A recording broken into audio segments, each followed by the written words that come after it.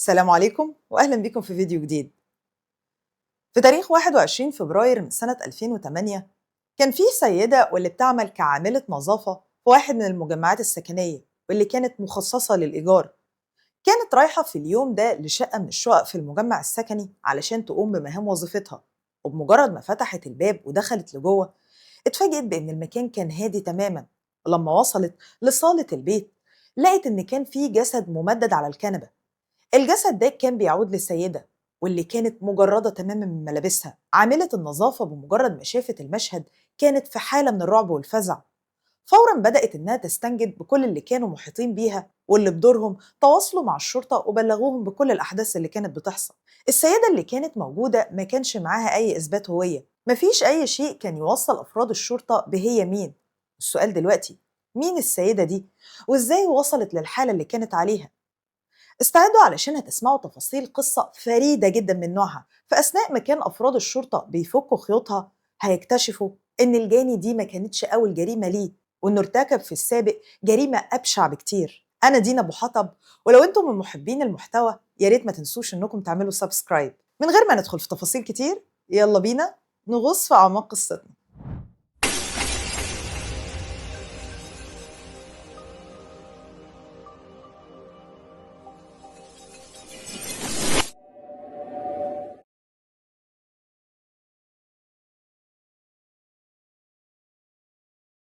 بتدور أحداث قصتنا في أسبانيا، تحديداً في مدينة برشلونة. أفراد الشرطة لما وصلوا للمكان اتأكدوا من إن السيدة فرقت الحياة وإن مفيش أي مجال لإنقاذ حياتها. كان واضح على جسدها إنه كان نظيف تماماً، بمعنى إنها ما دخلتش في أي صراع ولا أي منازعة مع الشخص اللي كان بيحاول ينهي حياتها. بالإضافة إن المكان من حواليها كان مرتب بالكامل، وكأن مفيش أي شخص دخل المكان غيرها هي وبس. الكيس البلاستيك اللي كان ملفوف حوالين رأس السيدة كان بيدل إن تم إنهاء حياتها عن طريق الاختناق، ده غير إنها المفروض كانت قاعدة في شقة هي كانت مأجراها.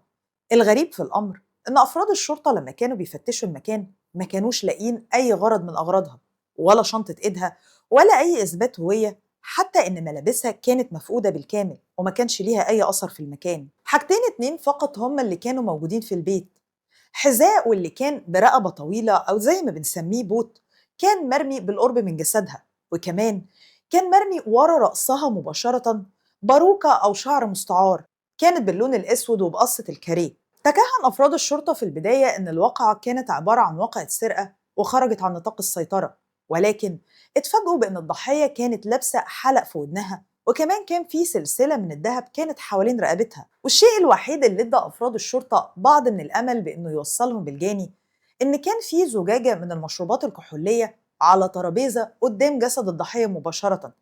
الزجاجة دي كان مليان نصها فقط، بمعنى إن من الواضح إن الجاني شرب النص اللي كان فاضي. وكمان كان في كوب محطوط على نفس الترابيزة. أفراد الشرطة جمعوا الزجاجة والكوباية على أمل إنهم يستخرجوا منها أي حمض نووي أو بعض البصمات، وطبعا علشان يتعرفوا على هوية الضحية. بما إنها كانت عايشة في شقة تم إيجارها من مالك العقار كانوا لازم إنهم يرجعوا ليه.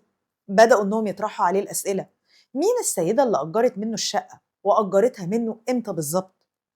وهنا مالك العقار قال لهم إن السيدة اللي أجرت منه الشقة أجرتها من يوم 18 فبراير من سنة 2008، وبلغته إنها محتاجة الشقة لمدة يومين اتنين فقط. ولأنه كان بيعتقد بإنها أخلت الشقة في مساء يوم 20 فبراير أرسل عاملة النظافة في تاريخ 21 فبراير علشان تنظفها وتجهزها لأي شخص تاني هيجي علشان يأجرها. ولما سألوه مين السيدة اللي أجرت منه الشقة قال إنه كان يعرفها باسم آنا باز، وإن عمرها في وقت أحداث الواقعة كان حوالي 35 سنة. لما سألوه هل هو فاكر أوصاف السيدة اللي أجرت منه الشقة قال إن جسمها قليل، تقدروا إن انتوا تصنفوها رفيعة، وكان شعرها قصير باللون الأسود. طبعا هو ما كانش عنده فكرة إن الشعر ده كان عبارة عن شعر مستعار، واللي أفراد الشرطة لقوه بالقرب من رأس الضحية. في الوقت ده أخدوا مالك العقار ودخلوه للجسد بعد ما غطوه بالكامل وكشفوا وجهها فقط. ولما بدأوا إنهم يعرضوا عليه جسد الضحية ويسألوه هل هي دي أنا اللي أجرت منه الشقة، مالك العقار صدمهم وقال لهم إن مش هي دي السيدة اللي أجرت منه الشقة، إنها سيدة مختلفة تماماً. الأوصاف بالفعل بتنطبق عليها بعض الشيء، ولكن بالنسبة لملامح الوجه واللي كانت واضحة في الوقت ده، كان بينكر تماماً إن هي دي نفس السيدة اللي أجرت منه الشقة من كام يوم فاتوا. وطبعاً أفراد الشرطة في الوقت ده كانوا في حالة من الصدمة لما السيدة اللي قدامهم مش هي اللي أجرت الشقة. إزاي هي وصلت للمكان؟ ومين اللي أنهى حياتها؟ والسؤال الأهم، مين اللي أجر الشقة؟ أرسلوا الجسد للطب الشرعي علشان يتحدد سبب الوفاة ويعرفوا هل السيدة دي تم تخديرها مثلا أو كان في أي عقار في دمها، واللي بدوره أنهى حياتها. ومر 3 أيام كاملين بعد اكتشاف أفراد الشرطة على أحداث الواقعة لحد ما هنوصل لتاريخ 24 فبراير من سنة 2008. في الوقت ده في شخص اتقدم لواحد من مراكز الشرطة في برشلونة وكان بيقدم بلاغ باختفاء زوجته. الشخص ده كان اسمه كارلوس كارباهو، وكان بيقول إن زوجته كان اسمها أنا باز. أفراد الشرطة بمجرد ما سمعوا الاسم اكتشفوا إن ده نفس الاسم اللي دلهم عليه مالك العقار بإنه اسم السيدة اللي أجرت منه الشقة. كارلوس في أثناء تقديمه البلاغ بكل تأكيد مد أفراد الشرطة بصورة لزوجته علشان يدوروا عليها. أفراد الشرطة لما مسكوا الصورة لقوها إنها كانت بتتطابق مع نفس أوصاف الضحية اللي كانت جوه الشقة. يبقى إزاي دلوقتي الأوصاف بتتطابق مع زوجة كارلوس اللي جاي يبلغ باختفائها، وفي نفس الوقت مالك العقار بينكر تماما إنها تكون السيدة اللي أجرت منه الشقة، وده برغم من إن اسم السيدة اللي أجرت الشقة واسم زوجة كارلوس الاتنين كانوا متطابقين. في نفس التوقيت اللي كارلوس اتقدم فيه لمركز الشرطة بالبلاغ باختفاء زوجته، ورد تقرير الطب الشرعي واللي أكد إن جسد السيدة اللي كانت موجودة في الشقة ما كانش فيه أي نوع من العقاقير ولا السموم ولا أي نوع من أنواع المخدر، وإن وفاتها كانت بسبب الكيس البلاستيك اللي كان ملفوف حوالين رأسها واللي بدوره أدى لاختناقها ووفاتها. وأكبر شيء صدم أفراد الشرطة إن السيدة اللي تم إنهاء حياتها كان في حمض نووي لشخصين كانوا موجودين على جسدها. الحمض النووي ده ما كانش موجود في منطقة واحدة، بل إنه كان موجود في منطقتين، البعض منه كان عندها في الفم والبعض الآخر كان في منطقتها الخاصة. وده وضح لفريق الطب الشرعي بإن السيدة دي إما إنها دخلت في علاقة بالتراضي قبل إنهاء حياتها، أو إنها تم الاعتداء عليها. النظرية اللي حطها أفراد الشرطة تحسوا كده إنها كانت نظرية استسهال، بمعنى إن عقليتهم صورت لهم بإن السيدة اللي تم إنهاء حياتها ولقوها في الشقة هي كانت داخلة في علاقة مع رجلين بمحض إرادتها، وإن الموضوع خرج عن نطاق السيطرة، إما إنها اتصابت مثلا بأزمة قلبية برغم من إن تقرير الطب الشرعي نفى الموضوع تماما، أو إنها كانت على خلاف مع الشخصين اللي دخلت معاهم في علاقة وعلشان كده قرروا إنهم ينهوا حياتها. لما حاول أفراد الشرطة إنهم يدخلوا عينة الدي إن إيه على قاعدة البيانات علشان يحددوا هوية الشخصين اللي كانوا في علاقة مع السيدة قبل إنهاء حياتها، ما لقوش أي تطابق. وكمان الشقة اللي كانت موجودة فيها كانت متنظفة تنظيف عميق، ما كانش فيه أي أثر لأي شخص تاني غيرها. كارلوس لما تم عرض نظرية إن زوجته كانت في علاقة مع شخصين غيره أنكر الفكرة تماما، ومش هو بس، هو وكل أفراد أسرته. وعلشان يقطعوا الشك باليقين ويتأكدوا هل السيدة اللي كانت جوه الشقة هي نفسها زوجة كارلوس، قرروا إنهم يودوه للمستشفى ويعرضوا عليه الجسد. كارلوس بمجرد ما شاف أنا في البداية كان حاسس إنه في حالة من الصدمة، أو تقدروا تسموها إنها كانت حالة من الإنكار. ولكن لما دقق في ملامحها ودقق في بعض الآثار اللي هو كان عارفها كويس جدا في جسدها، أكد ليهم بأن الجسد ده بيعود لزوجته. وهنا بدأ شك أفراد الشرطة يتجه في اتجاه كارلوس زوج آنا، لأن بكل تأكيد زي ما انتوا عارفين في بعض المشاكل اللي زي دي أو في بعض الجرائم أول شخص بيكون مشتبه فيه هو زوج الضحية. وعلشان كده أفراد الشرطة طلبوا منه إنه يقعد معاهم ويحكي لهم إمتى آخر مرة تواصل فيها مع زوجته. كارلوس قال لهم إنه آخر مرة اتكلم فيها مع زوجته كانت في تاريخ 18 فبراير من سنة 2008، وإنها قالت له إنها في مساء اليوم هتروح وتتناول وجبة العشاء مع واحدة من زملائها في العمل. ولما سألوها هل هو يعرف اسم السيدة أو زميلتها في العمل اللي كانت رايحة تتناول معاها وجبة العشاء، قال لهم إن كان اسمها ماريا إنجل مورينا، وإنها كان الكل بيندهها باسم إنجي. وهنا طبعا أفراد الشرطة طرحوا على كارلوس السؤال، لما زوجتك مفقودة من يوم 18 فبراير ليه انت رحت وتقدمت بالبلاغ في يوم 24 فبراير؟ ايه اللي خلاك ان انت تستنى الفترة دي كلها؟ قال انه اعتقد ان الوقت اتأخر عليها وهي قاعدة وسهرانة مع زميلتها، وعلشان كده قررت انها تقضي الليلة عندها. ولما وصلوا لنهار تاني يوم وإنها ما راحتش المكان عملها زي ما كان المفروض إنها تروح، بدأ إنه يتواصل معها تليفونيا، ولكن تليفونها كان مقفول تماما. وهنا قرر إنه يتواصل مع أخو أنا واللي كان اسمه توني. توني هو كمان لما بدأ يتكلم مع أفراد الشرطة أكد لهم بأن أنا تواصلت معاه في مساء يوم 18 فبراير من سنة 2008، وإنها لما اتكلمت معاه قالت له إنها هتتناول وجبة العشاء مع واحدة من زملائها في العمل واللي اسمها برضو إنجي، بمعنى إن كلام كارلوس كان بالفعل الحقيقة وإنه ما كانش بيكذب عليهم. تقرير الطب الشرعي ورد فيه بأن الجريمة تمت تقريبا في الساعات الأولى من صباح يوم 19 فبراير من سنة 2008، بمعنى أن وقت الوفاة بيتطابق مع رواية كارلوس زوج أنا ومع رواية أخوها توني. وهنا أفراد الشرطة بما إن معاهم شخصين بيقولوا إن أنا كانت مبلغاهم إنها تتناول وجبة العشاء مع زميلتها في العمل إنجي، كانوا لازم إنهم يتحققوا من سجلات الهاتف الخاصة بيها.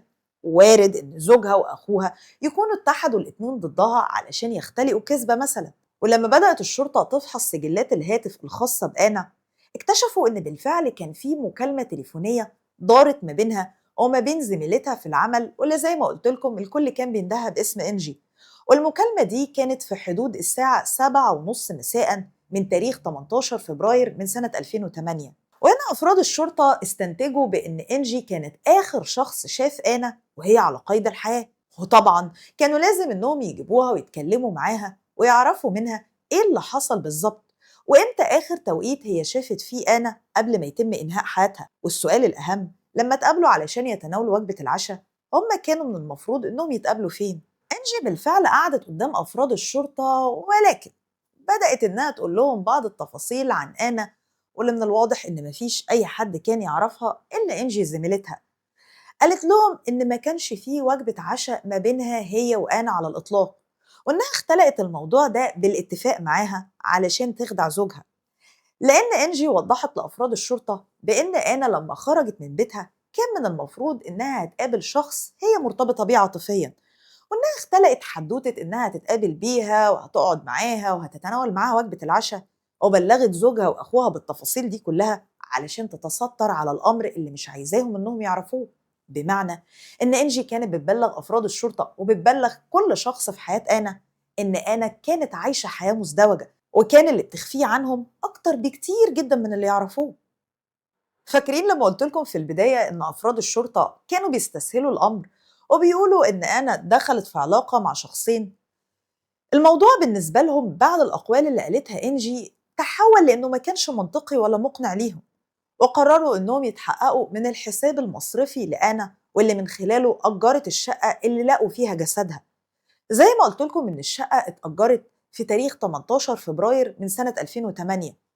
لما كانوا بيتحققوا من الحساب المصرفي لآنا لقوا إنها سحبت من حسابها مبلغ بيقدر بحوالي 600 يورو، وإن المبلغ ده تم سحبه من الحساب في حدود الساعة 9 صباحا من تاريخ 18 فبراير. ولكن أفراد الشرطة لما كانوا بيتكلموا مع الأشخاص اللي كانوا بيعملوا مع آنا وبيحققوا معاهم وبيسألوهم هل هي كانت على علاقة بأي شخص تاني، لو هم يعرفوا عنها أي شيء كده ولا كده، كلهم أكدوا بأنها كانت مخلصة جدا ومحبة لزوجها. وكمان أكدوا بأن في تاريخ 18 فبراير في حدود الساعة 9 صباحا على وجه التحديد هي كانت في اجتماع مع كل العاملين في الشركة، وإن الاجتماع ده امتد من الساعة 9 لحد الساعة 1 الظهر، بمعنى إن الضحية كان عندها حجة غياب بتنفي تماما إنها تكون نفس الشخص اللي سحب من حسابها المصرفي مبلغ 600 يورو.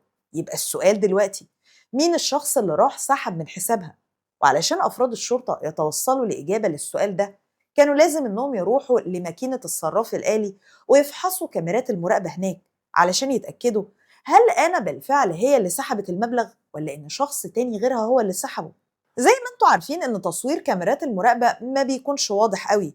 بعض الكاميرات كانت بتصور السيدة اللي بتسحب من الحساب المصرفي من ظهرها، كان شعرها قصير باللون الأسود واللي بيتطابق مع الباروكة أو الشعر المستعار اللي كان بجوار رأس آنا وقت ما لقوها في الشقة. ولكن لما بدأوا إنهم يفحصوا الكاميرات اللي كانت بتكشفها من الأمام اكتشفوا إن ملامحها كانت مختلفة بعض الشيء. لما عرضوا الصورة على مالك العقار اللي استأجرت منه آنا الشقة أكد ليهم بإن بالفعل هي دي السيدة اللي استأجرت منه الشقة. ولكن أفراد الشرطة كانوا شايفين اختلاف بعض الشيء ما بين ملامح آنا وما بين السيدة اللي ظهرت في تصوير كاميرات المراقبة. وهنا قرروا إنهم يعرضوا نفس التصوير على زوج آنا، واللي زي ما قلت لكم اسمه كارلوس. كارلوس بمجرد ما شاف الصورة قدامه كان في حالة من الصدمة، وقال لأفراد الشرطة إن دي مش زوجته آنا، ولكنها بتكون إنجي زميلتها في العمل. وهنا اتضح لأفراد الشرطة إن من الواضح إن إنجي كانت بتنتحل شخصية آنا، وإنها أخدت الباروكة أو الشعر المستعار منها بطريقة مش مفهومة، حطتها على رأسها في أثناء ما كانت بتسحب المبلغ المالي من ماكينة الصراف الآلي، علشان أي شخص يفحص كاميرات المراقبة يتأكد بإن آنا هي اللي سحبت المبلغ. بكل أسف أفراد الشرطة بما إن جودة تصوير كاميرات المراقبة ما كانتش عالية، ما كانوش يقدروا يوجهوا الاتهام لإنجي بإن هي المتورطة في الموضوع أو إن هي اللي انتحلت شخصية آنا. وعلشان كده كانوا لازم يروحوا بقى ويدوروا في حياة إنجي ويشوفوا هي كانت بتعمل إيه في حياتها في السابق، يمكن يمسكوا عليها أي دليل. اللي اتضح لأفراد الشرطة إن إنجي عمرها 40 سنة، وكانت بتعمل في إدارة قسم الموارد البشرية في نفس الشركة اللي بتعمل فيها آنا. ولكن عرف أفراد الشرطة إن تم طردها من الشركة قبل الواقعة بأيام معدودة. طبعا ده وضح لأفراد الشرطة هي ليه قدرت إنها توصل لبعض البيانات الخاصة بآنا. زي ما انتوا عارفين إن قسم الموارد البشرية بيكون عنده كل البيانات الخاصة بالعاملين في المكان. بس السؤال الأهم، إيه الدافع ورا إن إنجي تنهي حياة آنا بالطريقة دي؟ وليه هي كانت بتحاول إنها تتستر على الجريمة؟ والسؤال الأهم، إزاي كان في شخصين رجال متورطين في الموضوع بإنهم إما اعتدوا على آنا أو دخلوا معاها في علاقة بالتراضي؟ أفراد الشرطة من خلال بحثهم ومن بعض الأقوال اللي قالها كارلوس زوج آنا بإن إنجي كانت عايشة حياة مش حياتها على الإطلاق، أو زي ما بنقول عليها كده مش عايشة عيشة أهلها. كانت دايما بتلبس ملابس غالية جدا، تركب عربية غالية جدا، برغم من إن كل الأمور دي لا تتناسب على الإطلاق مع الراتب اللي كانت بتتقاضاه من الشركة اللي كانت بتعمل فيها. بمعنى إنها كانت سيدة بتتقاضى راتب بيقدر بحوالي 3000 يورو، وبتعيش حياة سيدة ثرية جدا وبتصرف لها في الشهر ولا 50 60 ألف يورو. يبقى السؤال دلوقتي، بقية الفلوس دي كانت بتيجي منين؟ اللي اتضح لأفراد الشرطة إن إنجي كانت بتاخد قروض متعددة ما بين سنة 2006 وسنة 2007، وإن القروض دي كانت ضامن فيها واحد من أصدقاء إنجي اللي كانت مرتبطة بيه عاطفياً، وإن القروض اللي أخدتها كانت قيمتها بتقدر بحوالي 250 ألف يورو. وجبروت إنجي ما توقفش لحد هنا، هي كانت بتاخد كل القروض دي باسم آنا باز، الضحية اللي لقوها في الشقة وتم إنهاء حياتها. ومن الواضح إن آنا ما كانش عندها أي فكرة بكل القروض اللي إنجي أخدتها باسمها. ولو أنتم مفكرين إن إنجي كده جابت آخرها، أحب أقول لكم إن آخرها ما كانش بيجي أبداً. هي كمان اشترت 10 بوالص تأمين باسم أنا، وكانت بوالص التأمين دي تأمين على الحياة، بمعنى إن أنا لو حصل لها أي مكروه المستفيد من بوالص التأمين هتحصل على مبلغ واللي كان بيقدر بحوالي 840 ألف يورو. الغريب في الأمر إن اسم المستفيد من بوالص التأمين ما كانش باسم إنجي، ولكنه كان باسم سيدة مسجل باسم الآنسة إيه. أفراد الشرطة في الوقت ده ما كانوش فاهمين مين الآنسة إيه، لأنها كانت أشبه بالشبح بالنسبة لهم. مفيش أي رابط ما بين آنا وما بين إنجي وما بين الأنسة إيه. وهنا بدأوا إنهم يطرحوا نظرية جديدة، هل إنجي كان معاها شريك في الجريمة وهي اللي كانت مسجلة باسم الأنسة إيه، علشان لو دوروا ورا إنجي ما يعرفوش إنها متورطة في الموضوع؟ وهنا أفراد الشرطة بدأوا إنهم يدوروا على حساب الأنسة إيه، وراحوا لواحد من البنوك اللي كان الحساب مفتوح فيه وبدأوا إنهم ياخدوا منهم بعض البيانات. لما راحوا ليها وبدأوا إنهم يتكلموا معاها اكتشفوا إنها سيدة آسيوية الجنسية، وكانت بتعمل في نفس الشركة اللي كانت بتعمل فيها آنا وبتعمل فيها إنجي. وقالت لهم إن من حوالي سنة فاتت هي فقدت البطاقة للصراف الآلي الخاصة بيها، وكانت فقدتها جوه الشركة وما لقيت لهاش أي أثر. وقالت الآنسة إيه إنها ما شغلتش بالها بإنها توقف الحساب أو إنها تغير الباسورد، لأن كانت البطاقة دي مش مهمة بالنسبة لها. واللي اكتشفوا أفراد الشرطة بإن إنجي لقت بطاقة الصراف الآلي دي وقررت إنها تحتفظ بيها معاها، علشان لما تبدأ إنها تاخد بعض الأموال من آنا تحطها في حساب الآنسة إيه، ويكون ده حساب مفيش أي حد يقدر يتعقبه ولا حد يقدر يورطها من خلاله. بس السؤال الأهم، الصورة لحساب الأنسة إيه كانت مختلفة كلياً عن صورة إنجي، وهنا بيجي دور صديق إنجي الثري اللي زي ما قلت لكم كان هو الضامن لكل القروض. كان ليه بعض الأصدقاء بيعملوا في البنك، وهم اللي كانوا بيسهلوا العملية وكانوا بيمشوا لها الأمور. لما بدأ أفراد الشرطة يتأكدوا من وثائق بوالص التأمين واللي كانت موقعة باسم أنا باز، اكتشفوا إن الخط الموقع بيه اسم أنا كان بيتطابق بصورة كبيرة جدا مع خط إيد إنجي. وهنا بدأ أفراد الشرطة يكتشفوا الدافع وراء ارتكاب إنجي الجريمة البشعة في حق آنا، إنها أنهت حياتها بعد ما أخدت قروض متعددة، اشترت بوالص تأمين متعددة باسمها علشان تقدر تمول حياة الثراء الفاحش اللي كانت بتعيشها، وهي طبعا ما معاش أي شيء يخليها تعيش الحياة دي. هو بما إن القروض كانت بتقدر بقيمة 250 ألف يورو تقريبا، الجايزة الأكبر كانت في بوالص التأمين بعد ما يتم إنهاء حياة آنا، واللي كانت قيمتها أكبر بكتير. لما بدأ أفراد الشرطة يروحوا للشقة مرة تانية ويحاولوا إنهم يجمعوا بعض الأدلة اللي بتربط ما بين وجود إنجي جوه الشقة وما بين إن هي اللي ارتكبت الجريمة، الشقة كانت زي ما قلت لكم نظيفة تماما، وإنجي حرفيا ما كانش ليها أي أثر في الداخل. بمعنى إن إما إنها ملهاش أي علاقة بالموضوع، أو إنها نظفت المكان بتنظيف عميق علشان تضمن إن مفيش أي أثر ليها جوه الشقة. ولكن يبقى السؤال، مين الرجلين اللي كانوا متورطين مع إنجي في إنهاء حياة آنا والاعتداء عليها وتصوير المشهد وكأنها كانت بتخون زوجها؟ في الوقت ده أفراد الشرطة استدعوا إنجي وبدأوا إنهم يحققوا معاها. هم ما كانوش بيوجهوا لها اتهام صريح في الوقت ده، لكن كانوا بياخدوا منها بعض التفاصيل. سألوها هي كانت موجودة فين في تاريخ 18 فبراير من سنة 2008، وقالت لهم إنها في اليوم ده كانت خارج مدينة برشلونة بالكامل، وإنها كانت في مدينة بتبعد حوالي 5 ساعات عن مدينة برشلونة، لأنها كان من المفروض تروح لواحد من المدافن علشان تستلم رفات أمها، وإنها فضلت مسافرة لهناك وقعدت في المدينة اللي كانت موجودة فيها، ورجعت مرة تانية لمدينة برشلونة في حدود الساعة 10 مساء. وبعد ما رجعت من سفرها وصلت لبيتها، وإنها بعدها نامت مباشرة وما خرجتش من البيت نهائيا. طبعا رواية إنجي ما كانتش رواية حقيقية، لأن زي ما قلت لكم إن أفراد الشرطة رصدوها في كاميرات المراقبة وهي بتسحب من حساب أنا مبلغ ال 600 يورو في حدود الساعة 9 صباحا من تاريخ 18 فبراير من سنة 2008. وكمان لما راح أفراد الشرطة وتأكدوا من المدافن اللي قالت إنجي إنها توجهت ليها، عرفوا إنها وصلت لهناك في حدود الساعة 2 الظهر، وإنها قعدت 10 دقايق وبعد كده مشيت بسرعة من المكان. بمعنى إن أفراد الشرطة اتأكدوا بإن إنجي رجعت لمدينة برشلونة في حدود الساعة 7 ونص، وده بيتطابق مع المكالمة التليفونية اللي دارت ما بينها وما بين آنا في نفس اليوم اللي كانت بتدعي فيه إنها كانت مسافرة وإنها ما قابلتش آنا على الإطلاق في اليوم ده. وعلى افتراض إن إنجي بتقول الحقيقة وإنها تواصلت مع آنا وهي مسافرة ولسه ما رجعتش لمدينة برشلونة، لما بدأوا إنهم يتعقبوا إشارة تليفونها في الوقت اللي تواصلت فيه مع آنا، لقوها إنها بالفعل كانت في مدينة برشلونة، مش زي ما كانت بتدعي بإنها كانت مسافرة خارج المدينة. بل وإن الصدمة الأكبر إن المكالمة اللي دارت ما بين إنجي وآنا كان بيظهر فيها تليفون إنجي على بعد حوالي 300 متر فقط من الشقة اللي لقوا فيها جسد آنا. حتى إن الصديق إنجي اللي كانت مرتبطة بيه عاطفيا لما كانوا بيتكلموا معاه وضح لأفراد الشرطة من خلال أقواله إن إنجي كانت بتكذب عليهم، وإنها ما رجعتش في حدود الساعة 10 مساء زي ما كانت بتدعي، وإنها بالفعل كانت موجودة في مدينة برشلونة في حدود الساعة 7 ونص. بمعنى إن رواية وحجة غياب إنجي ما كانش فيها بعض الثقوب ولا بعض الثغرات، ده كان فيها أنفاق. أفراد الشرطة من خلالها كانوا متأكدين تمام التأكيد بأن إنجي بتكذب عليهم في كل شيء هي بتقوله. وهنا قرر أفراد الشرطة أنهم يستخرجوا تصريح بتفتيش شقة إنجي علشان يدوروا على أي دليل. وخلوني أقول لكم أنهم مش هناك لقوا دليل واحد، دول لقوا أدلة متعددة.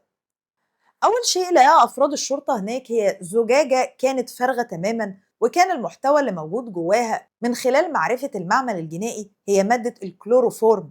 ومادة الكلوروفورم هي مادة سائلة بتتبخر في الجو وبتتسبب لأي شخص يستنشق هواها بأنه بيصاب بحالة من فقد الوعي وحالة من شلل الجهاز التنفسي. وكمان معروف عنها علميا بأنها بتتبخر من جسم لأي شخص بيستنشقها، وده كان السبب في ان تقرير الطب الشرعي ما لقاش ليها اي اثر.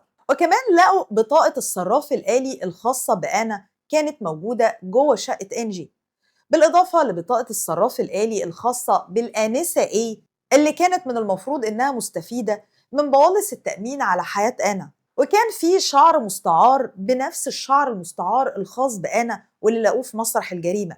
ولكن كل الأدلة دي ما كانتش كافية بالنسبة لأفراد الشرطة، كان في أدلة أهم من كده بكتير. الأدلة اللي بتكلم عنها ما كانوش دليل واحد بل إنهم كانوا اتنين، واللي كانوا موجودين على الكمبيوتر الخاص بإنجي. أول دليل منهم كان سجلات البحث على جوجل على طريقة تخدير حيوان، وده بيوضح استخدامها لمادة الكلوروفورم واللي ظهرت ليها النتائج من خلال البحث. وكمان كانت بتبحث عن عناوين وأرقام تليفونات لمرافقين أو بعض الأشخاص من الذكور يكونوا موجودين في مدينة برشلونة، تقدر إنها تنشئ معاهم علاقة بمقابل مادي. ومن خلال سجلات البحث على جهاز الكمبيوتر الخاص بآنا قدروا إنهم يعرفوا مين الشخصين اللي تواصلت معاهم، وبدأوا إنهم يستدعوهم لمركز الشرطة علشان يتم التحقيق معاهم، بما إنهم وارد إنهم يكونوا متورطين مع إنجي في الجريمة. الشخصين دول قالوا لأفراد الشرطة بإنهم بالفعل اتقابلوا بسيدة اسمها آنا مش إنجي. لما عرضوا عليهم صورة إنجي أكدوا بإن هي دي السيدة اللي اتكلمت معاهم وعرفت نفسها ليهم باسم آنا، وإنها ادت لكل واحد فيهم مبلغ 100 يورو. ولما سألوهم هل هم راحوا للشقة اللي كانت فيها آنا الأصلية وعملوا معاها علاقة، أكدوا بإنهم ما دخلوش في أي علاقة مع أي سيدة، وإن إنجي اللي عرفت نفسها ليهم باسم آنا ادت لكل واحد منهم مبلغ 100 يورو مقابل ان كل واحد فيهم يدخل لحمام من الحمامات بعد ما ادتهم علبة وطلبت منهم انهم يحطوا فيها بعض من السائل المنوي الخاص بيهم. افراد الشرطة لما اخدوا عينة من السائل المنوي للشخصين اللي كانوا واقفين قدامهم لقوهم ان الاتنين كانوا بيتطابقوا مع السائل المنوي اللي كان موجود في فم آنا وفي منطقتها الخاصة. وهنا بدأ افراد الشرطة انهم يجمعوا تفاصيل الفزورة اللي كانت عاملاها لهم انجي. مادة الكلوروفورم استخدمتها لتخدير آنا، الشقة هي راحت أجرتها بنفسها باسم آنا علشان ترتكب فيها الجريمة، والسائل المنوي اللي كان في فم والمنطقة الخاصة لآنا تم زراعته الزراعة من شخصين هي راحت وأخدت منهم السائل المنوي بمقابل مادي. وبعد كده لما قعدوا يتكلموا معاها ويسألوها عن العشاء اللي كان المفروض تكون هي وآنا قاعدين وبيتعشوا مع بعض في يوم ارتكاب الجريمة، أنكرت تماما، بل وإنها بدأت تقول إن آنا كانت عايشة حياة مزدوجة، وإنها كانت بتخون زوجها مع رجال متعددين، وإنها ادعت بأمر العشاء ده ادعاء كاذب علشان تتستر على أمر مقابلتها للشخصين اللي كانت على علاقة بيهم. أفراد الشرطة اتضح ليهم إن إنجي كانت مخططة تخطيط محكم، وإن كل شيء كان محسوب ومدروس في خطتها. ولكن زي ما انتوا عارفين إن أي شخص بيعتبر نفسه أذكى إخواته وإن ارتكب الجريمة الكاملة لازم يسيب وراه بعض الأخطاء اللي توصل ليه أفراد الشرطة وتكشف كل المخططات اللي كان بيخطط ليها، وده بالفعل اللي حصل مع إنجي.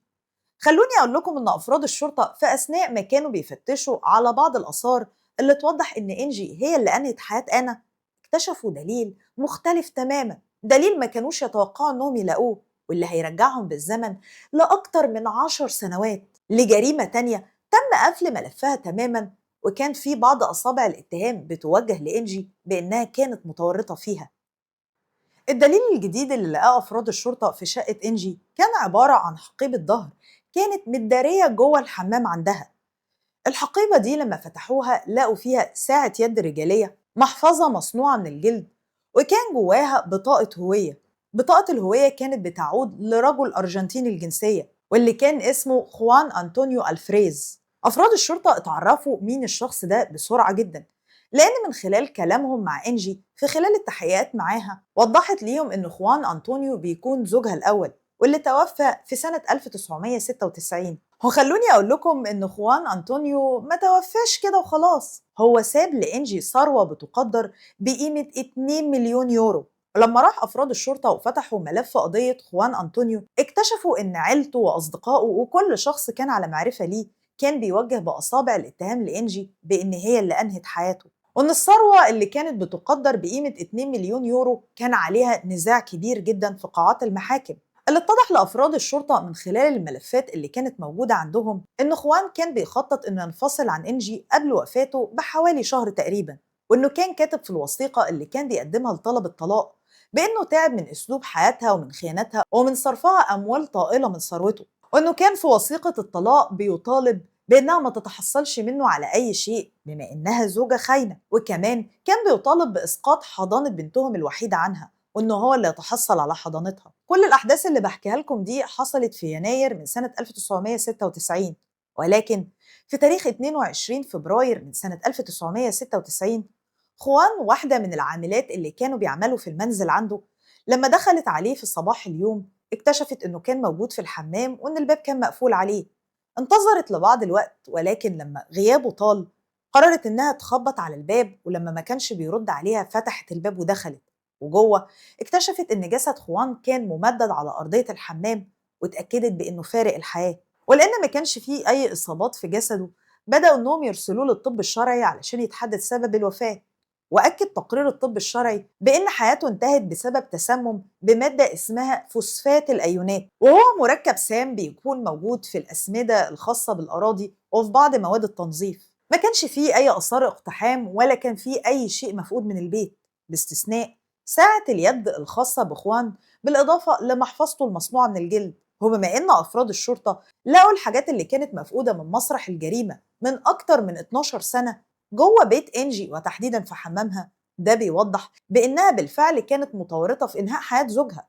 الأزمة كلها إن ملف القضية اتقفل واتأيد بإن خوان هو اللي تسبب لنفسه في كل شيء حصل، وده لأن زي ما قلت لكم إن الحمام كان مقفول وهو كان في الداخل وما كانش فيه أي آثار اقتحام. ولكن عيلته كانت بتأكد إنه كان شخص منضبط جدا، رياضي، مستقر نفسيا بصورة كبيرة، وعارف ومحدد أهدافه كويس جدا، مستحيل إنه يعمل شيء زي ده. وكانوا بيأكدوا بإن إنجي هي المتورطة في إنهاء حياته. إنجي وإخوان لما كانوا عايشين مع بعض كانوا عايشين في مدينة في إسبانيا اسمها بالما، ولكن اكتشفت أسرة خوان بإنها سجلت بنتها هي وخوان في واحدة من المدارس في مدينة برشلونة، وإنها كانت بتخطط للانتقال لهناك. والأمور دي هي عملتها قبل ما يتم إعلان وفاة خوان. وكمان من خلال تعيين أسرة خوان لمحقق خاص اكتشفوا بأن إنجي كانت على علاقة بكيميائي في الفترة اللي تم فيها إنهاء حياة ابنهم. وهنا كانوا بيأكدوا بإنها قدرت إنها تتحصل على مادة فوسفات الأيونات من الشخص اللي كانت مرتبطة بيه. والعاملة اللي كانت بتعمل في بيت خوان واللي زي ما قلت لكم وصلت لهناك وهي اللي اكتشفت جسده في الحمام، أكدت بإن إنجي كانت بتتواصل معاها تليفونيا كل 5 دقايق تقريبا، وكانت بتسألها عن زوجها. وفي كل مرة كانت بتطلب منها إنها تروح وتفتح عليه الحمام علشان تتأكد من إنها لقت جسده وبلغت الشرطة وإن الأمور عالي العال ومفيش أي حد كشفها. وأكبر شيء كان بيخلي عيلة خوان يشتبهوا في إنجي بإنهم كانوا عارفين إن خوان قبل وفاته بحوالي 4 شهور اشترى بوليصة تأمين على حياته، وإن بوليصة التأمين دي كانت هتعود عليه بمبلغ 1,000,000 يورو. تاني يوم من إعلان وفاة خوان إنجي راحت لشركة التأمين وكانت بتطالب بمبلغ البوليصة، ولكن وضحوا ليها في الوقت ده بأن لو ملف القضية اتقفل بأن خوان هو اللي عمل كل الأحداث اللي حصلت، بأنها مش هتقدر تتحصل على أي شيء، لأن في شرط في الوثيقة بأن لو أي شخص عمل في نفسه أي شيء علشان ينهي حياته مثلا بأنه بيفقد أي حق من حقوقه في بوليصة التأمين. وطبعا الأمر ده إنجي ما كانتش عاملة حسابه وهي بتخطط لجريمتها.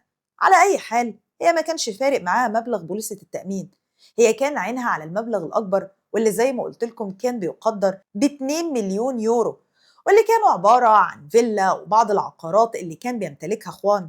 وبما إنها كانت أرملته وأم بنته فهتكون هي الوريثة الوحيدة ليه. أنجي في الوقت ده باعت كل الأملاك الخاصة بإخوان اللي اتحصلت عليها بعد نزاع في المحاكم مع أسرته، واحتفظت فقط بالفيلا اللي كانت عايشة معاه فيها، وكانت بتأجرها علشان تقدر تصرف على مستوى حياتها المعيشي في مدينة برشلونة. ولكن طبعا زي ما انتم عارفين بسبب أسلوب حياتها وصرفها الكتير لمبالغ طائلة، كل الفلوس اللي أخدتها من ورا زوجها خوان ذهبت مع الريح، وفضلت قاعدة من غير أي فلوس لدرجة إنها كانت مضطرة إنها تشتغل براتب 3000 يورو فقط. أفراد الشرطة في الوقت اللي كانوا رايحين يحلوا فيه جريمة آنا ويوجهوا فيها الاتهام لإنجي اكتشفوا إن في مصيبة سودة تانية هي ارتكبتها من أكتر من 12 سنة. أفراد الشرطة قرروا إنهم يتعمقوا في حياة إنجي أكتر علشان يفهموا عقليتها السيكوباتية وإزاي هي تحولت حرفيا للمرأة الحيزبون بالشكل ده. إزاي كانت بتقدر تخطط وتدبر بدون ما أي حد يقدر إنه يوقعها. كل اللي كان يعرف إنجي في سن صغير كان بيوصفها بإنها بنت ذكية جذابة وقت ما بتحب، وإنها كانت باردة المشاعر، وإن كل تصرفاتها وكلامها كانوا بحساب. كانت دايما بتفكر في كل شيء قبل ما تنفذه، بمعنى إنها كانت دايما بتكون ماشية وفق خطة. أبوها كان بيعمل كسائق لسيارة تاكسي، وكان هو وأمها مدللينها بشكل كبير، لدرجة إنها لما كانت بتطلب منهم أي مبلغ كانوا بيوفروه مهما كلف الأمر. وده خلق منها شخصية مدللة نرجسية ما بيفرقش معاها المحيطين بيها، كل اللي كان يفرق معاها فقط هو مطالبها ورغباتها الشخصية. ومع مرور الوقت بدأت إنها تكون شخصية متلاعبة، بتفهم الأشخاص اللي قدامها وبتعرف تقراهم وتعرف إزاي تتلاعب بيهم. وكانت إنسانة مادية لأبعد الحدود، ما كانتش بتعمل أي شيء إلا لو كان ليه مقابل. لما كانت عايشة مع أبوها وأمها كانت عايشة في قرية صغيرة خارج مدينة برشلونة، ولكن لما وصلت لسن 15 سنة قررت إنها تنتقل لمدينة برشلونة، وبدأت إنها ترافق بعض الرجال الأثرياء علشان طبعا يتكفلوا بمصاريفها وتقدر تعيش حياة الثراء بدون ما تتعب ولا تبذل أي مجهود. وفضلت تنتقل من شخص لشخص لحد ما اتعرفت على خوان أنطونيو، واللي كان زوجها اللي هي أنهت حياته بنفسها. خوان زي ما قلت لكم كان أرجنتيني الجنسية وكان رجل أعمال. بمجرد ما شاف إنجي كان مفتون بيها، وبعد مرور فترة دخلوا هما الاتنين مع بعض في علاقة. وبعد فترة من بداية علاقتهم قرروا إنهم يتزوجوا.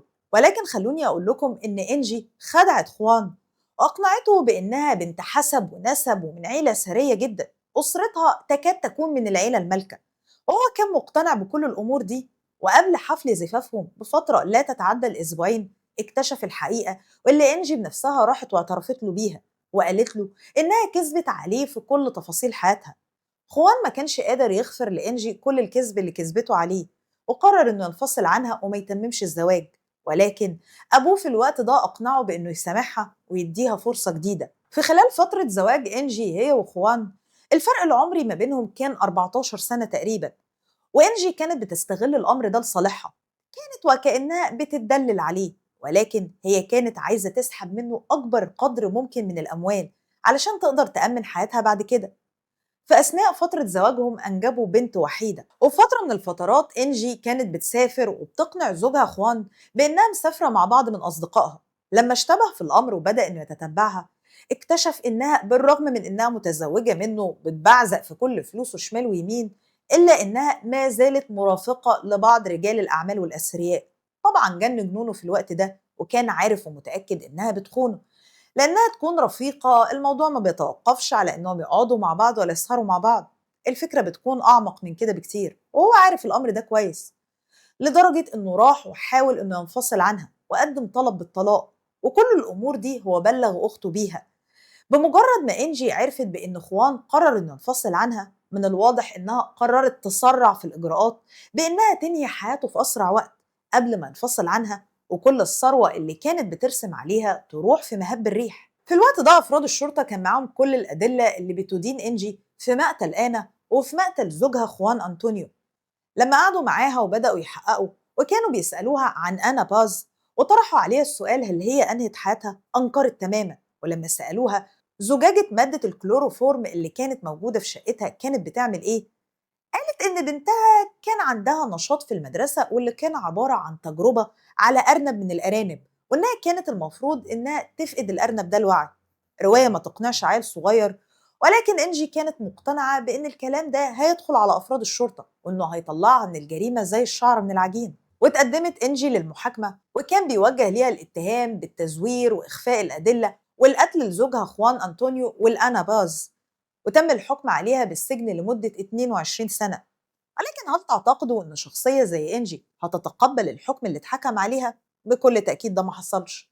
هي راحت واستأنفت الحكم، وبطريقة مش مفهومة تم تخفيف العقوبة عليها، بدل من السجن لمدة 22 سنة للسجن لمدة 18 سنة فقط. ولو هتسألوني هم ليه خفضوا عقوبتها، هقول لكم إن السبب مستفز أكتر من تخفيض العقوبة، لأن المحكمة شافت إن أنا باز في أثناء ما تم إنهاء حياتها ما كانش فيه أي آثار للمقاومة على جسدها، وكانوا بيقولوا من وجهة نظرهم إنها كانت تقدر تفهم نوايا إنجي قبل ما يتم إنهاء حياتها، ومعنى إنها استسلمت وما حاولتش إنها تقاوم ده بيشيلها جزء من المسؤولية. أنا مش قادرة أفهم هما كانوا بيفكروا إزاي، ولكن هو ده اللي حصل. ولكن إنجي ما توقفتش لحد هنا، بالرغم من إن تم الحكم عليها في سنة 2009 إلا إنها قدمت طلب بالإفراج المشروط عنها في سنة 2023، وبالفعل تم الإفراج عنها في ديسمبر من سنة 2023 بإفراج مشروط مقيد الشروط، بمعنى إنها تقدر تخرج لبعض الأماكن المعينة ووقت ما يتم استدعائها إنها ترجع مرة تانية للسجن لحد ما تنتهي فترة عقوبتها. ولكن طبعا فكرة إن إحنا نسيب حرمة سعرانة زي دي ونطلقها على الناس كده أمر فيه مخاطرة كبيرة، لأن زي ما أنتم عارفين إن إنجي ما كانتش بتعرف تعمل إلا النصب والاحتيال وإنهاء حياة الآخرين. تم القبض عليها في مارس من سنة 2025 وهي بتخطط لارتكاب جريمة جديدة تنهي فيها حياة شخص جديد علشان تتحصل على ثروته، واللي قدر أفراد الشرطة إنهم يكشفوها من خلال قاتل مأجور راح بنفسه وبلغ عنها بإنها دفعت له مبلغ مالي علشان ينهي حياة شخص هي دخلت معاه في علاقة عاطفية، وكان من الواضح ليه إنها بتنهي حياة الشخص ده علشان تتحصل على ثروته، وقرر إنه يبيعها في أول ملف وراح وبلغ عنها بنفسه. وإنجي رجعت مرة تانية وكانت حبيسة السجن، والمرة دي هي بتتحاكم بتهمة التزوير ومحاولة إنهاء حياة شخص، بمعنى إنها تتحاكم على التخطيط والتآمر فقط، ومش معروف هل هم هيطلقوها على الناس تاني ولا هيتعلموا من أخطائهم ويحاولوا إنهم يربطوها بجنازير، لأن من الواضح إنها فاقدة السيطرة على نفسها تماما. إنجي ما كانتش مجرد سيدة عادية ولا حتى سيدة جميلة وذكية زي ما البعض كان بيوصفها، هي كانت عبارة عن وحش ماشي على رجلين، وحش بيغذي غروره ورغبته في الثراء بدون أي تعب ولا مجهود، في إنه بيبرر لنفسه ينهي حياة الآخرين أو إنه ينصب عليهم أو إنه يتسبب ليهم في فظائع مفيش أي حد يتخيلها. وكان عندها ما يكفي من الغرور اللي بيخليها تعتقد بإنها أذكى الأذكياء وإنها بتخطط لخطة محكمة مفيش أي حد يقدر يكشفها، ولكن كل خطة مثالية لازم إن يكون فيها ولو غلطة صغيرة توصل أفراد الشرطة للمجرم وتكشف المخطط بالكامل. وبكده نكون وصلنا لنهاية قصتنا، بشكركم جدا على المشاهدة. لو عجبتكم القصة ما تنسوش تعملوا لايك، اكتبوا لي في الكومنتات هل بتعتقدوا إن إنجي لو تم إطلاق سراحها للمرة التريليون هل هي هتتعلم من أخطائها وهتقعد في مكانها وتحترم نفسها وتعيش اللي باقي من عمرها زي الناس الطبيعيين، ولا إنها عمرها ما هتتوقف عن تصرفاتها وإن في كل مرة هتخرج فيها من السجن هترتكب فيها جريمة جديدة علشان تغذي فيها غرورها وتغذي حلم الثراء اللي كان معبي راسها من وهي في سن صغير؟ ولو أول مرة بتشوفوا القناة ما تنسوش تعملوا سبسكرايب وتفعلوا الجرس علشان يوصلكم كل جديد، وتستنوني كل يوم حد وخميس وقصة جديدة. سلام.